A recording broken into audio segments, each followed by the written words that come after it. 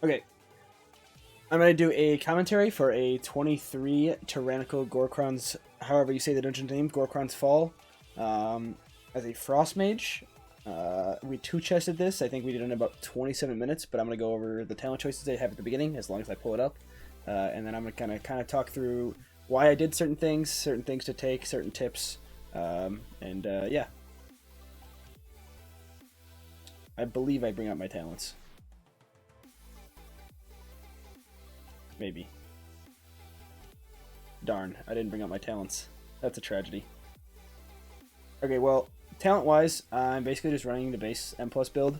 Instead of running Chain Reaction, you basically have 3 possible options that you can run. So in your talent tree, you have Chain Reaction, you have Slick Ice, you have Ray of Frost, and Frostbite. I would typically only choose between... I wouldn't use Slick Ice ever. So Slick Ice is like pure single target. It's only Frostbolt cast speed. Doesn't really get a whole lot of use out of M+, because M+, you are never casting Frostbolts other than like 1 or 2 target. And then Frostbite's really only used on Fort Weeks, and it's only used if you're going to be running Sub-Zero as well, probably. Other than that, the 2 that I would most likely recommend are Ray of Frost and Chain Reaction. This season, I've been leaning towards running Chain Reaction over running Ray of Frost over Chain Reaction. Chain Reaction's kind of just a little bit more overall, or at least it was last season. With the nerfs to Ice Lance, well, not really the nerfs, but the fact that Ice Lance was buffed last tier by our tier set, Chain Reaction did get a little bit more value. But this tier, since our tier set's around Glacial Spike, Ice Lance kind of lost a little bit of value in terms of its damage. So I've actually been running Ray of Frost for most of the keys instead. It's a little bit more prio target damage and better single target than Chain Reaction. And a lot of these dungeons do have like prio mobs. So I am focusing running Ray of Frost in the M+ build over any of the other options.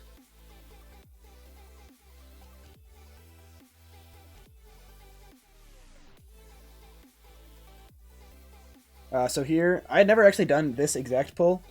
We did this pull and pulled in a boss with Lust.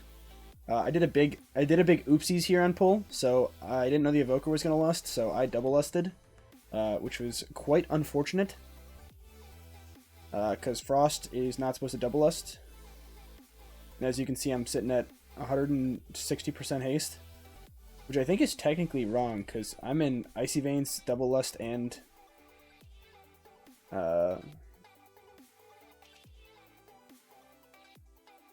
Icy Veins and double lust. It might be, but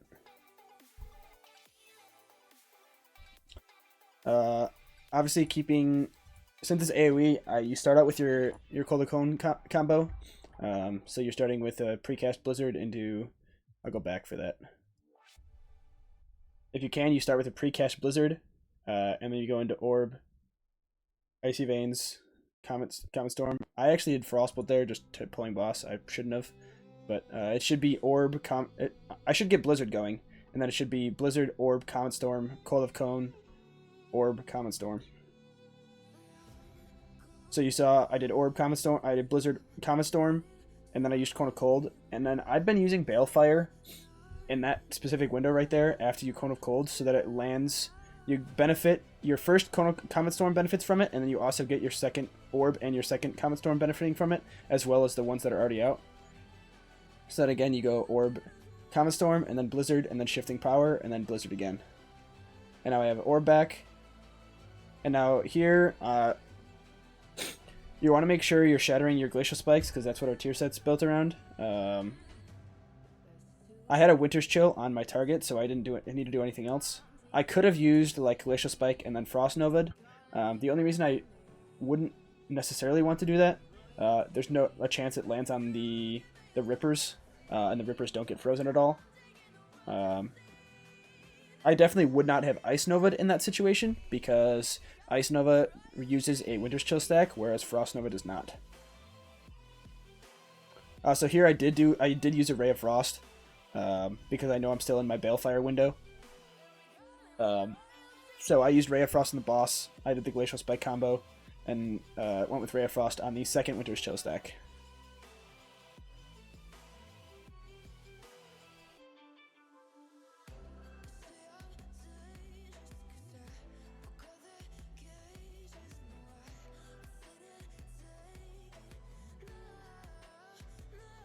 Now just typical rotation here.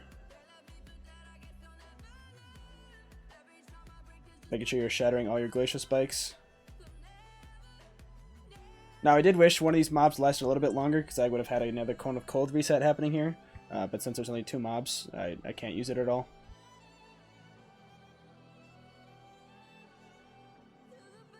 Now since I do have 2 Winter's Chill on the target, I can immediately go from a Glacial Spike and then a queued Ice Lance. If you only have 1 Winter's Chill on the target, you should do Glacial Spike into a Frostbolt into an Ice Lance.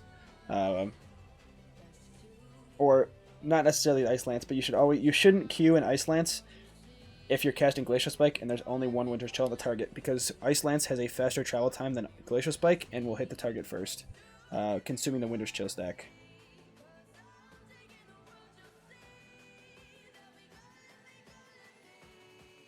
So here, since I have 2 Winter's Chill stacks, I did my Flurry combo. I can do Glacial Spike and into a Comet Storm, and then I Ice Lance.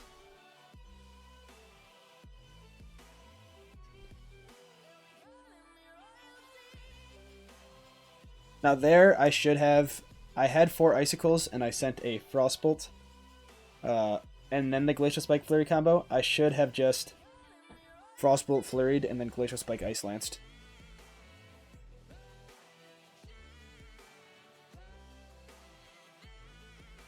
Again here, I did the exact same thing again, which I shouldn't be doing. Do make sure you're using your Comet Storm on the second Winter's Chill stack. Well, I guess like the first technically, but you use that immediately after you use Flurry. Now here, I'm going to be losing a lot of value of Ray of Frost. So, like I said, you're supposed to be using Ray of Frost on your last Winter's Chill stack. It's actually going to end up falling off here. So you saw the last 2 ticks actually didn't crit, which is unfortunate, but... and now, if I don't have Ray of Frost, which you should be lining up your Balefire. In M+, you should be lining up your Balefire with your Cock combos, your Cone of Cold combos. Or you should be lining it up with Ray of Frost. So Ray of Frost on bosses and your Cone of Cold combos on ads. I did not do that there, which was a mistake. You should be lining it up every single time, because your Ray is your big hitter in single target, other than Glacial Spike.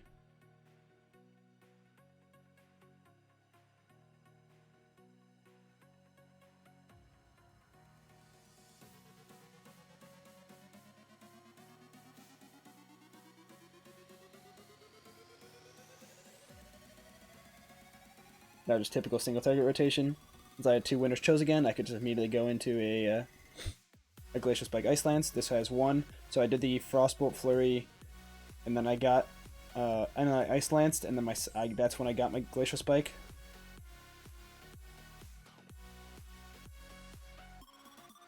Glacial Spike Flurry, double Ice Lance. Same here.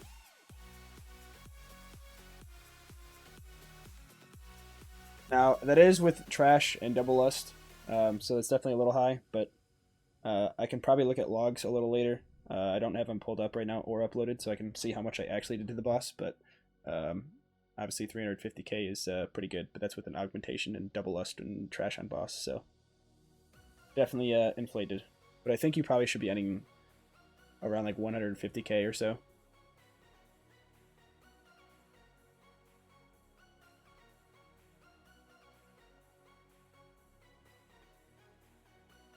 Now these packs, I typically like focusing the big mobs that come out.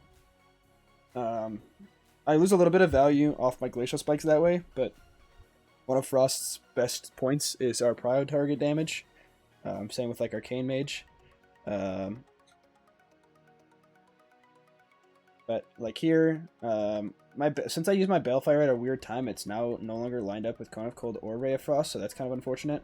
But again, I started the combo. I started the whole combo with a precasted Blizzard, into an Orb, into a Comet Storm, into the Cone of Cold, into Orb, Comet Storm. And then it should be Blizzard again, into a Shifting Power. Alright, so here I went Glacial Spike. I had a Shattered Glacial Spike here. So now in AoE you have 3 different freezes you want to be using. Technically 4. You have your Winter's Chill freezes, which you can use. But otherwise, you want to be using Ice Nova and your your pet freeze as the main 2 freezes to begin with, and then you can use Frost Nova if you don't have any of those. Ice Nova is the top priority out of those because it does a little bit more actual damage to these mobs. The only downside with Ice Nova is it actually it takes one of the Winter's Chill. It consumes one of the Winter's Chill stacks. So if you can avoid that in AoE scenarios, if you're like focusing somebody, you can try and game around that a little bit. I'm not sure if it's too much of a loss or gain to not use a Winter's Chill stack for that, but the main important thing is just making sure you're shattering literally every single one of your Glacial Spikes.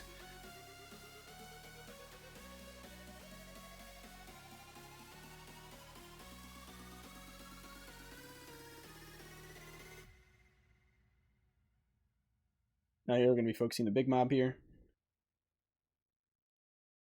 Now all of our kicks should line up with every single infinite bolt volley, or not every single one, but every other one. So you're not able to solo kick the infinite volley.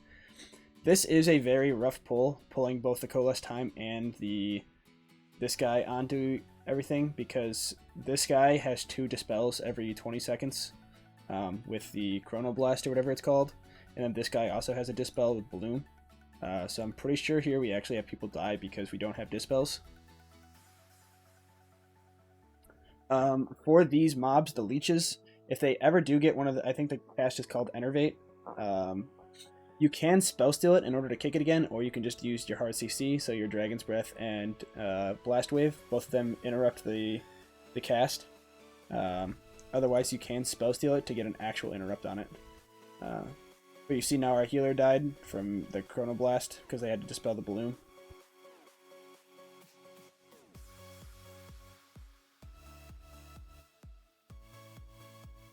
And I'm trying to get away from the Chrono Blast people because I know they're going to go off. I did use an Ice Cold here. Just because I knew our healer had died, so I knew there was going to be no healing going out. It was also perfect timing because a Bloom comes out right here, which the Bloom is the thing that's supposed to be dispelled. I actually get I G-invis because I didn't know if our healer was back or not, but I got instantly dispelled, so that was fine.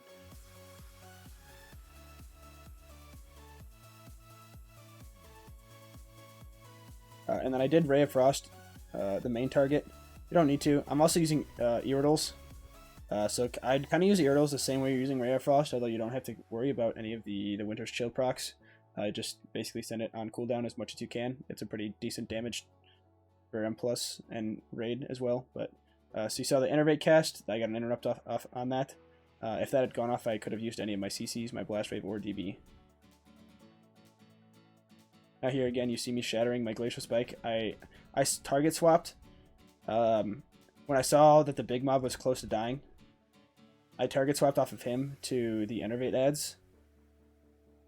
Because I didn't want to waste a Glacial Spike cast. So I go on the small ads, and now this is when I'm going to Glacial Spike into an Ice Nova to make sure that it shatters an AoE. Obviously, it could get unlucky, and a second Glacial Spike could hit the mob that's unfreezable, but I always want to make sure at least one is. Obviously, you can hit it off the main target still. You can just do the same thing, Glacial Spike, Ice Nova, the main target. It'll still freeze all the targets around it, but I guess in that case I was hoping for it to freeze 2 of them and to get double the benefit from splitting ice.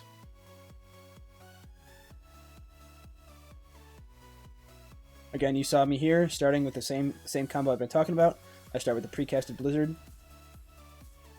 Precasted Blizzard here into, again, the same combo every single time. Precast Blizzard, Orb, Comet Storm, Cone of Cold, Orb, Comet Storm, Blizzard, and then it should be Shifting Power. So I ended up DBing there, so this is what I'm talking about. When the Enervate cast got off, I'll go back and show it again. This Enervate cast is going off. We did also get a Kidney Shot, but DB or Blast Wave works. And then I'm kicking the Infinite Bolt Volley.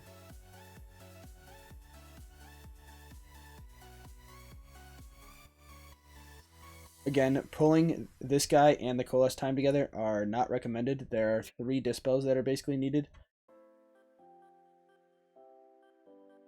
So that's a big unfortunate.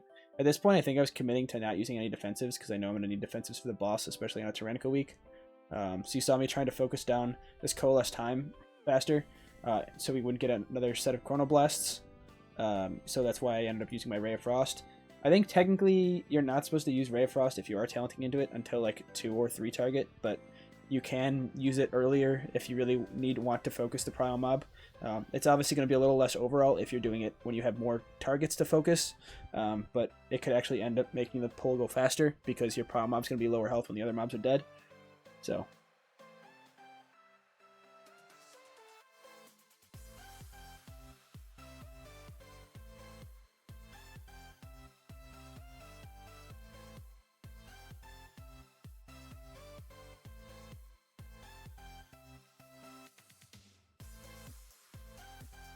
again, I used the Cone of Cold combo there, same thing as always, the Blizzard, Frozen Orb, Comet Storm, Cone of Cold, Orb, Comet Storm.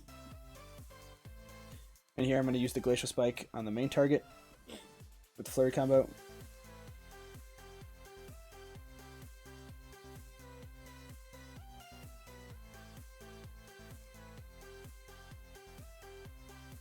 Now, unfortunately, I don't have anything going into this pull. I was going to use my Balefire. I think I decided not to use Balefire here. Yeah, I did. I decided not to because I wanted to use it for boss with Ray of Frost. So I decided to hold Balefire because I wasn't lining it up with either my Cone of Cold window or my Ray of Frost. But yeah. I did send Cone of Cold there just because I know I'm going to get no value on the boss regardless, so I can just send that. And use your Gyarados basically on cooldown. Since the cooldown does get reduced over time. I could have saved it and used it here on the boss, but by the time I basically am able to use it, it'll probably be back on cooldown. So just getting as much damage as possible out of it. And now we do a specific strat on this boss. We're using a strat to stack. Alright, so here, in single target, like I said, you're either supposed to use your Balefire with Ray or with your Cone of Cold combo. So in single target, I do the typical opener. Typically, I probably would have wanted to wait until my Ice Veins are up just to make sure I have enough haste. But if not, you can use your Balefire and immediately go into your Ray of Frost. Obviously, with your typical combo, you're still waiting for the last Winter's Chill stack. So you're not wasting Fingers of Frost. But you see the last 2 ticks of my Ray of Frost don't have the benefit from Winter's Chill. Luckily, one of them still crit, so that's fine. But now for this, I've found 2 different strats for dodging the circles, for dodging the Fragments of Time. The first one is what I'm going to be doing in this key. You kind of just, as soon as something happens, you basically run behind it, because then you know there's not going to be anything here behind it for a while. So this one is better if you're staying in melee, because you obviously know when the orbs will be all the time. I think I used one of the other ones later on a little bit. So now this is the strat that you can use for the Chronofades, the dispels on this boss. You don't actually dispel any of them. You just pixel stack on each other and stack on the tank or whoever else. It doesn't really matter where, but preferably in melee. If you all just stack and don't dispel, when it runs out, you actually only take 1 tick of the dot. So as you see here, we only took 1 tick. So that's very strong, especially on higher tyrannical keys or with healers who can't really heal through it. If you're able to do that, it'll be a huge benefit. Obviously, it kind of sucks for us as a Frost Mage because we're kind of within the 5 yards. So our Glacial Spike combo doesn't necessarily work all the time. So that's a little bit unfortunate, but yeah. Now, like I was talking with Balefire earlier, lining it up with every Ray and Cone of Gold, it lines up with every single other one. So whenever you get it, you want to use your other things basically immediately on cooldown so that you get it back, because you should be able to use Shifting Power. If you use it right after you use Ray the first time, you should get another use out of it, so you should get 24 seconds of cooldown back. And since Ray is a minute 30 cooldown, or a minute cooldown, using it and then using Shifting Power, it'll become a 50 or a 48 second cooldown. So you'll technically be using it again at 136, because you'll save 24 seconds. And Balefire is obviously a minute 30. Now it lines up better with the Cone of Cold because Cone of Cold is a flat 45 second cooldown and it doesn't get reduced by Shifting Power. But yeah. Again, same thing again, just stacking on each other. Personally, I think it's better to stack in the dark area because the dark area does give you a 20% DR, whereas the light area is a you just get movement speed. You still take the same amount of damage, but again, I'm going to be using the same strategy for dodging these balls.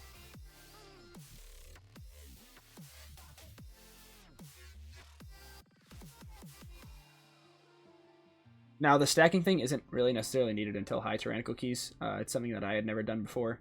I was doing it on this key because the guy wanted to do it, but I don't think it's really needed until you get probably until like 24s, and it's also depending on your healer. I think Rested Druid's probably one of the best healers that doesn't have to deal with it. I think Disc Priest would struggle a little bit, but the stacking strat works very well for those healers that are struggling. Now, being in the melee, doing the melee strat as well is kind of really ass for range players because we're constantly having to run around and dodge the balls, versus if you're in range and doing it. So again, this is my third Ray of Frost of the fight. The first one lined up with Balefire. The second one here is lining up with my Balefire. Or the first one lined up with Balefire, second one didn't, and third one just lined up. So you should have it for every single other one. Now I'm using Iridol. This is why I used Iridol in the trash pack before, even though it's basically just dying. I'm just getting more value out of Iridol. That was a fat finger cone cold. Don't worry about that.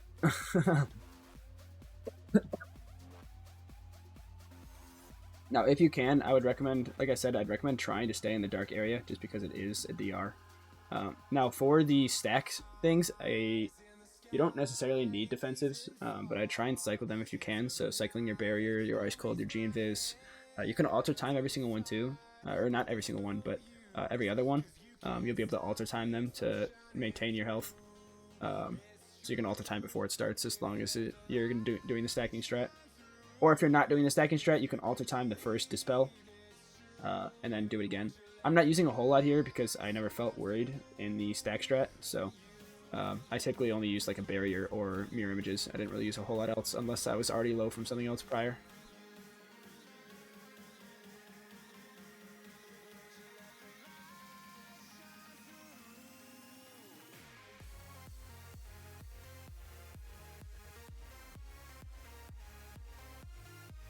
Now, there's a bunch of different tech here that you can do to skip this dragon. This dragon's pretty commonly skipped just because it's kind of bad to just pull one mob, especially a mob with this much health. So there's a bunch of different strats you can use to skip it. You don't actually need any specific comp. There are two that like somewhat require a comp, but not really. So the first one, you can use a rogue. You can use Rogue Shroud, and then the Rogue has to distract and turn it the other way. So if he like distracts and turns it to the left, you guys can run on the right side while you're in Shroud. It's not needed because you can just do this. So we're doing a pull 5 timer. If you just all run together at the same time and run on the side, the dragon will not pull. You run fast enough that he doesn't aggro. So we're all across. Fine. You can also just jump across. You can jump across the edge. So if you don't do this strat, you can jump from like here to here and you don't aggro it. Definitely tough. I have died multiple times doing it because you like fall off before you jump or whatever. So definitely last resort kind of thing, but it is possible. And then you can also like Shadow Meld skip it, have someone pull it and pull it to the side and have everyone else run by and, you know, Shadow Meld or Invis or whatever. And the other thing is you can use Warlock Gate to get over as well. Same spot that you would jump across, you can use Warlock Gate.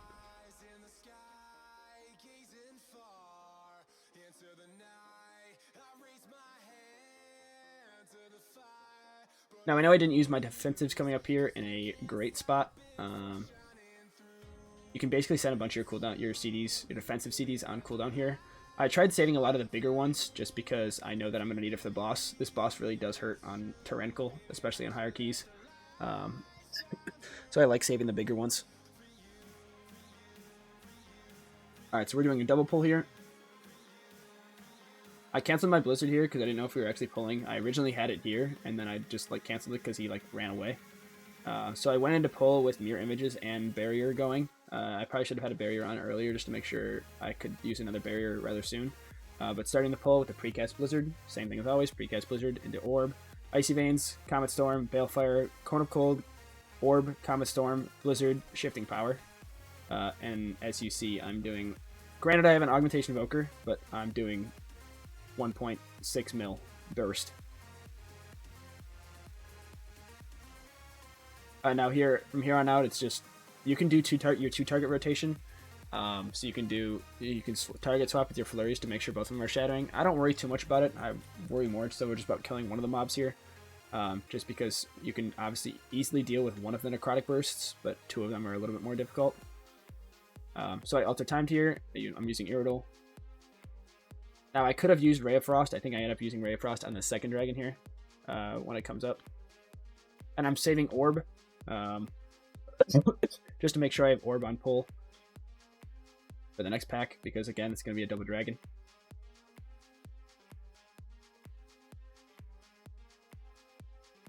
Now I should have a barrier here. I should pre-barrier and I would just get it on cooldown. That way I have the defensive rolling in.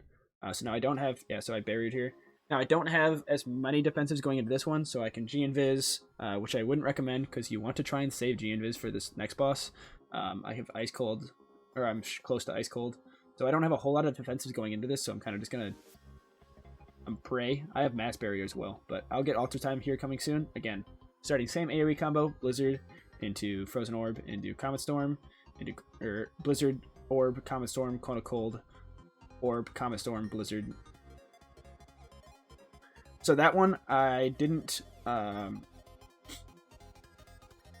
Ice Nova on that one. I Cone of Cold, or I Frost Nova'd because my one of the dragons had a Winter's Chill stack on it, so I didn't want to consume the Winter's Chill stack in case my thing hit it. So I Frost Nova'd on it instead to make sure that I would still freeze all of the small guys if it targeted them, and I would also still shatter on the dragon, or had the best chance to shatter on the dragon. Now I have Alter Time running here.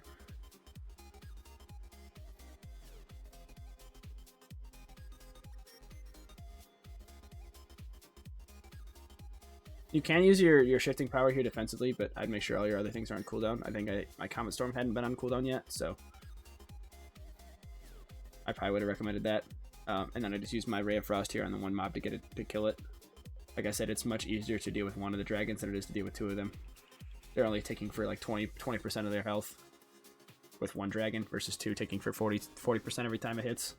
So now I am running Energized Barrier for entangling. It's not needed, but it's definitely helpful. It's not, especially not needed if you with either of the talents with Ice Flows or Shimmer, because you can easily just use either of them to get out. Alright, so for this boss, I typically recommend lusting for P2. There's a specific strat that can be used for the corrosive. When it starts, I'll figure out the name for it. It's corrosive like infection. You can use Shadow Meld, you can use G-Invis, any kind of Invis, so like Rogue Vanish, all of those kind of things. You can Invis it and the mechanic will be cancelled. So for the first phase, whoever gets it, you can just immediately pass it to the tank, and there's enough time that Blight Reclamation, which is the thing that clears the debuff, it clears Corrosive Infusion, there's enough time that it won't MC the tank. So what happens with Corrosive Infusion, I think it's a 15-second timer, if the 15-second timer happens and you don't pass it to somebody else, the person gets MC'd. So in P1, they're close enough together that whoever gets it can just immediately pass it on to this person. You see, I have a target frame to see who's it's getting put on, and so the rogue can just take it. They ended up vanishing it, or shadow melding. I'm not sure which one they used, but you see the mechanic just got canceled itself, so we didn't have to deal with it at all. I would not recommend doing that in P1. P1, there's like no damage going out. It's really important to save it for P2 and P3. P2 is a really hard phase. I think P2 is a lot harder than P3 because of the Necrotic Wind phase, whereas P3 just has the occasional, I think it's like Necrotic Eruption on everybody. So you see our healer just got it, and our healer just went and immediately passed to our tank. It does truck off the start. So as you see that when they first get it, our healer's at full health, and on a 23 tyrannical key, it hits them to like 20% health, and it takes pretty heavily too. So you saw if they get ticked again, they're probably dead. So if you don't have anything to use it, definitely pop defensives for it. Mirror Image, your Ice Cold. I would typically try saving your Ice Cold for P2 or P3 though. There's a specific thing that I love doing in P2. I'm not sure if I actually did it in this key or not. It's a way to save whoever gets the corrosive infusion in P2. You have to pass it, I believe, twice in order for it to actually go in the tank for the time when it needs to freeze. So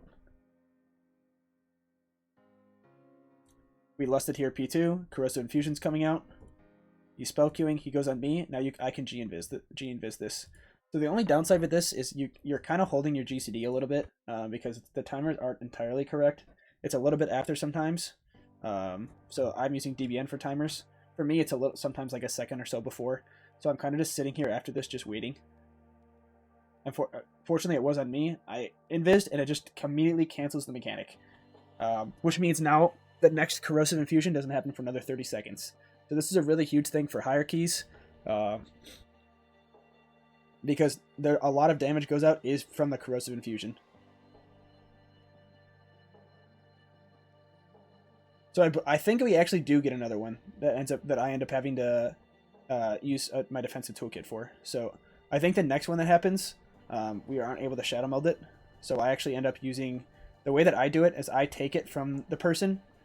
I typically take it during necrotic winds that happens, and then I will ice cold. Or I'll ice cold the pass, and then I can use defensives otherwise. So we saw another corrosive infusion coming out here soon. It's on me this time. I didn't use any defensives yet. I used ice cold now. I'm going to hold on to it for a while because I have defensives rolling. And now I'm going to run into the tank. The tank's going to get it. And so now Blight Reclamation is happening in... You just need it. The dot is a 15-second dot, I believe. I'll go back just to make sure. Yeah, it's a 15-second dot, and you need to make sure that the tank has it when Blight Reclamation is going off. So I'm sitting here in Ice Cold for a few seconds. As soon as the 15-second mark hits, well, you probably want to be a little safer, so like I do it at like 10, but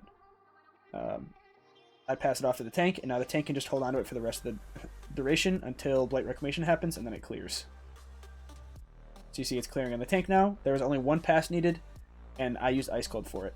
I think that's a huge thing that any mages should be able to do, especially in P2. P3, it's not a whole lot because there's no winds happening, but you can just pass it with Ice Cold. You're not gonna have to use Ice Cold for many other things on this fight if you're doing a lot of the shadow melding and invising tech for it. Now here in P3, the boss that does the corrosive infusion is Blaskaleth. So if you can, I would highly recommend. Here, I actually got aggro for them, which was very suspicious because then I got meleeed. If I got I got meleeed and got chunked and I would have died. This kind of screwed over our stack as well because the two of these should be stacked together.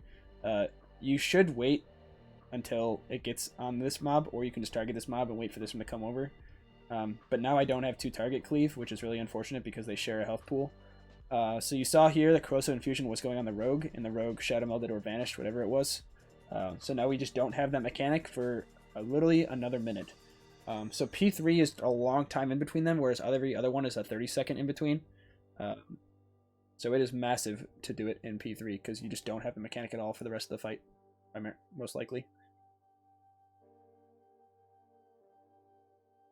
Now here's where you could be doing the 2-target rotation, so this is where you could target swap your flurries when you have like 4 icicles. And now, since I take Ice Flows and I don't take Shimmer, which means I have Blink. Blink actually allows you to blink out of stuns and roots. So there's a few things this season that can do it. So Necrofrost is one of them. Necrofrost is the ability that roots you, and it just negates the mechanic. The other mechanic that's kind of like that is the branch in Waycrest. From the second boss, which is really huge because that mechanic hurts a lot. You can just blink out every single one.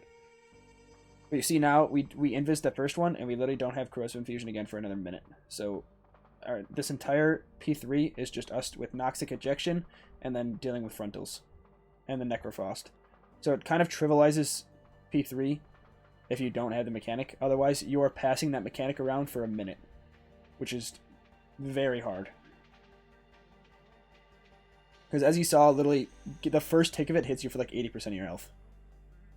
So you saw corrosive infusions going out, it went on our healer, and I'm pretty sure they like immediately die.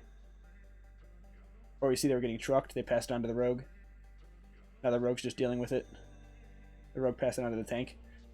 We wouldn't be able to clear it again for another 40 seconds. So we'd have to be passing this for 40 seconds back and forth with each other. Which is why the Invis Tech is very good for this.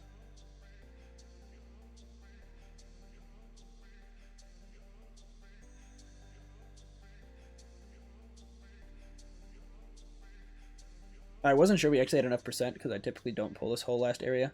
I'm used to pulling the first area. It was 29%. I think the first area is better than this area.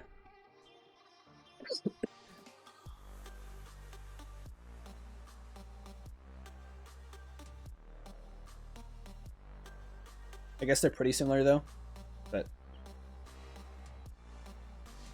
I also didn't know that he was pulling both packs together. So I'm kind of glad I didn't Icy Veins, but now they're all getting grouped. I'm waiting for my... I just sent Orb, and then I did Blizzard, and now I can use my Comet Storm, and then Balefire, and then my Cold to Cold combo. And here I'm bursting 900k, which it probably would have been more if we weren't in combat prior. And now for these, I am targeting the smaller ads. I'm not targeting the Rippers, just because I do want to guarantee it's critting my Glacial Spike shattering for everybody. So I did have Winter's Chill on this target, but because it is an AoE pack, I'm using Ice Nova no matter what to make sure that it actually shatters on all the other targets. The only targets that obviously can't shatter on are the Echo Rippers, I believe their name, but I do Glacial Spike into Comet Storm, or into Ice Nova, and you see I shot up to 1.1 mil.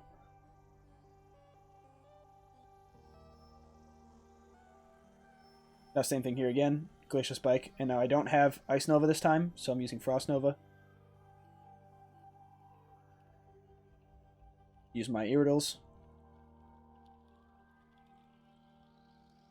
Now the only mobs in this case that don't get frozen are the Epoch Rippers. I'm not entirely sure how to say that, but the Rippers are the only ones that don't get frozen. So if you are trying to shatter it on those guys, they do need Winter's Chill on them. They do not get frozen by Ice Nova or Frost Nova or any of your freezes. So it is why I'm targeting them. I did end up using the Glacial Spike Frost Nova here. I could have Ice Nova'd. The reason in this case that I didn't Ice Nova is because the Ripper that I was targeting is the one that dashed. I didn't know if my Glacial Spike would split. I'm pretty sure it was, just because the way I'm facing. So if I Ice Nova'd this guy, my Ice Nova would be over here and none of these mobs would be frozen. So I Frost Nova'd instead, because then it would freeze this. And that would have the potential to shatter. But I'm not sure if my Glacial Spike actually split or not, so...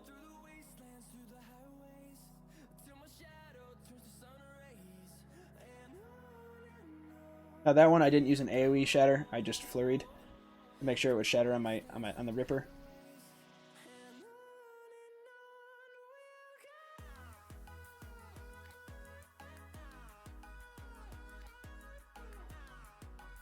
I didn't even shatter any of those just because it was on the Rippers. I could have flurried, which I should have. I don't know why I'm saving them.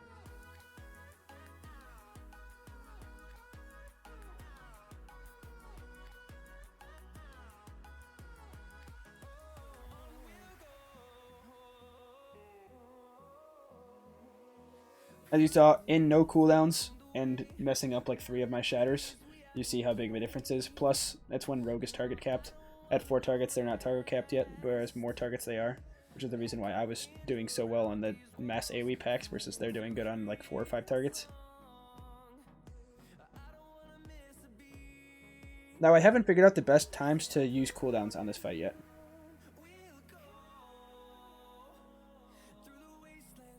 Because you do get haste phases every time the soak happens. So, I'm typically just sending everything on cooldown. The only time that I ever save something is for the very end of the fight, because that's the only thing that's like a hard enrage check. So I'll say like I'll save Balefire for that and like Ray of Frost and stuff. But other than that, I just send everything else on cooldown. There's a chance I like as you get to higher keys. Like I think in my 24 that I did later on this day, I probably should have saved a little bit more for that phase. But so I sent Icy Veins off rip. And then I used Balefire and Ray of Frost. I did end up lusting here. We did have 4 minutes. But now this is another mechanic that you can, same thing as the third boss with the Corrosive Infusion. You can Shadow Meld, you can Vanish, you can Invis this. So you see that the Rogue is now taking a ticking dot this whole time, which the dot actually trucks on Tyrannical. If you can avoid that at all cost, you probably want to, because the barrage here actually like hits like a truck. So be very aware of that. Every single time that these happens, you should have Alter Time available. So I go into every single one with Barrier up, Barrier and Alter Time. Once you get to higher keys, I think at lower keys I've been able to withstand all 3 hits, even if I get hit by all 3, but without using Alter Time. As the key gets higher, and I think I'm probably at the case now, I'm only going to be able to take 1 or maybe 2 hits, and then I'm going to alter back to full. There's not a whole lot that the healer will have to heal, but you saw that I Alter Timed here. I took all 3 hits and then Alter Timed. Now this is the issue that I run into on this boss of Frost being like, you have way too much haste. So I'm currently in Icy Veins, I'm in Lust, and we have the Lust buff from Chromie. So I'm currently at 196% haste. So there's a slight issue here. I'm not sure how I want to play around with that, because I don't want to like... It's not good to save cooldowns, but it's also not good to be sitting here at 196% haste. But you see it drops off pretty quickly. My Icy Veins is done, and I'm down to 146. And then my Lust falls off, and I'm down to 89. And then this is going to fall off, and I'm down to 26. So... Now, this is the only part that I know I did wrong here. Since I am running Energized Barrier, I can use my actual barrier or mass barrier to remove entangling. I typically do not like doing this, especially on this boss. I like saving mass barrier for the soaks, because sometimes I don't know if other people have defensives. Mass barrier is a really good thing for that, because it'll basically save you like half a hit. Obviously, you're taking damage in this phase, so it's not like completely wasted. But I do think it's better used in the soaking phase.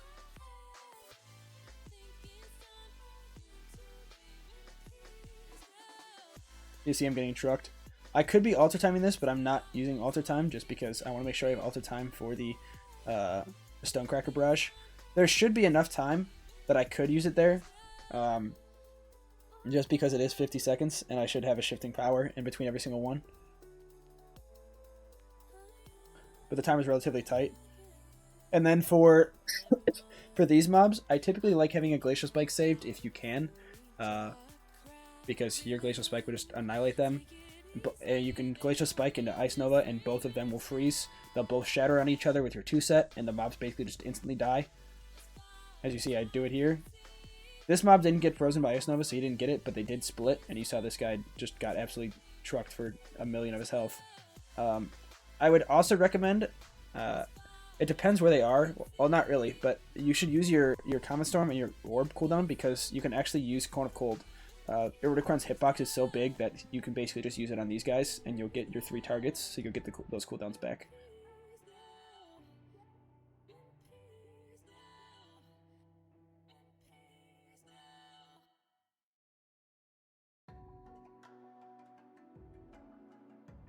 Now again, I'm just setting my cooldowns.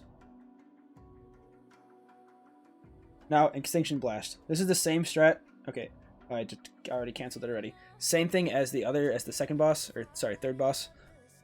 If you get Extinction Blast, you can use any form of Invis or Shadow Meld to cancel it, and it removes the dot. So typically when this expires, you get a massive dot on you for like 6 seconds or 8 seconds or something like that. As long as you're in the circle, which you do need to be in the circle, you do need to actually hit Chromie with it. It cancels the actual dot on you, but the actual mechanic still happens. So it still hits Chromie. or you still get like the Chromie mechanic here, but you don't take the actual dot, which is a huge thing, especially on higher keys, because the dot hurts a lot.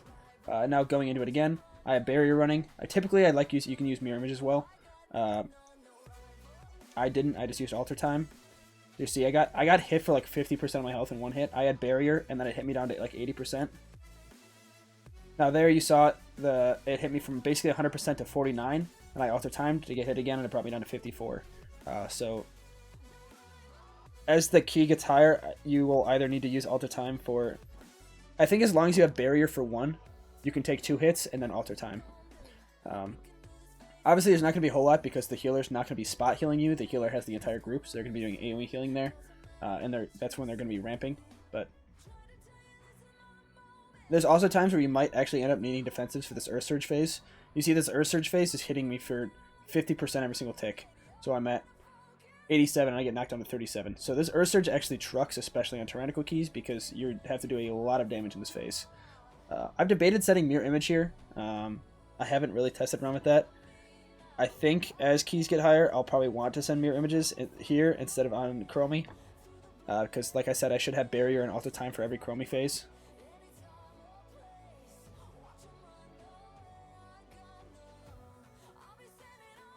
Finishing my Ray of Frost.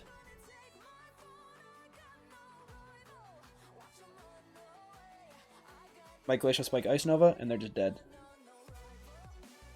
It just immediately kills them, due to them both shattering off each other. Now we probably get a third Earth Surge phase here. I am pre-using mirror images. I think I actually get this Extinction Blast too. Oh no, I didn't get this one. That was on the 24, I got it.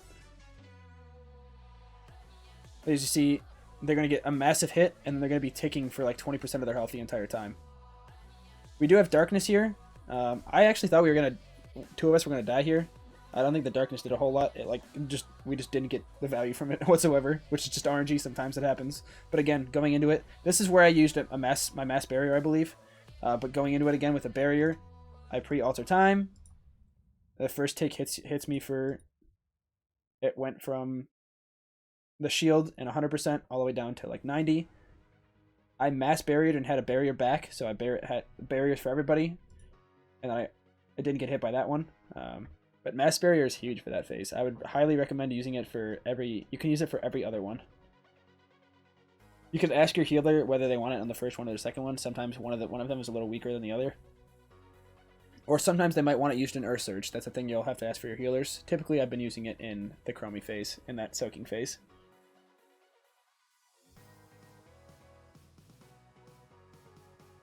Oh, but now that it's getting close to the last intermission, I was saving my Balefire instead of using it on the boss again.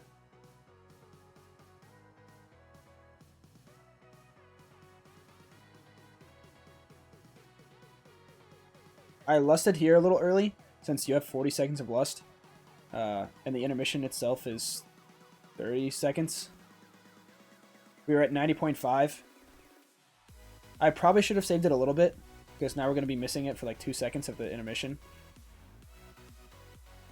Well, more than 2 seconds. This is the part where I still want to toy around with my Frost defensive some, because this phase hurts. And I'm not sure how I'm going to be surviving this on higher keys. Right now I'm saving Ice Cold for it, but as you get higher and higher, I feel like every single global that you're spending is going to need to be spent on damage abilities.